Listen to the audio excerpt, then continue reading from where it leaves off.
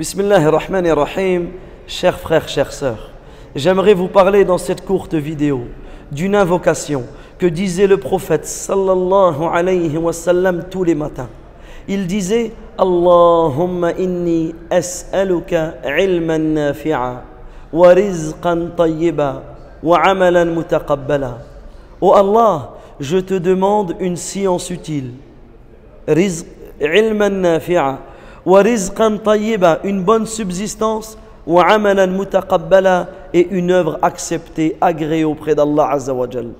Lorsque l'on médite sur cette invocation, nous trouvons que le prophète sallallahu alayhi wa sallam, tous les matins, après avoir récité les invocations après la prière du Fajr, la première invocation du matin qu'il disait, c'était celle-ci. Qu'est-ce qu'il demandait? Il demandait à Allah trois choses. Premièrement, une science utile. Ne passe pas un jour sans apprendre ta religion, sans lire le Coran, sans lire la Sunna de notre noble prophète Muhammad sallallahu alayhi wa sallam. Apprends ta religion. Les premiers versets qui ont été révélés, Iqra, Iqra bismi rabbika alladhi khalaq. Et le prophète alayhi salatu wa sallam, il dit Man yuridu Allahu bihi khayra yufaqihu fid din. Celui à qui Allah Azza wa Jal veut du bien, il lui donne la compréhension de la religion. Donc ton premier but dans ta journée, c'est d'apprendre la science. Deuxièmement, qu'est-ce qu'il demandait le prophète alayhi salatu wa salam?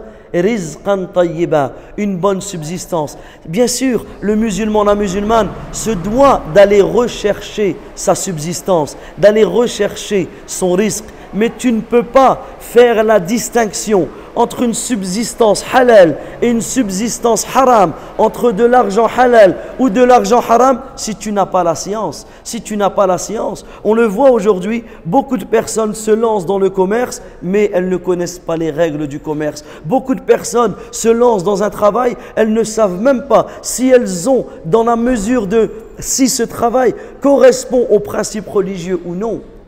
Ça, c'est la science qui va te faire distinguer entre l'argent halal et l'argent haram. Et la troisième des choses, c'est pas tu travailles toute la journée et tu n'œuvres pas. C'est pas tu apprends toute la journée mais tu n'appliques pas, tu ne mets pas en œuvre ce que tu as appris.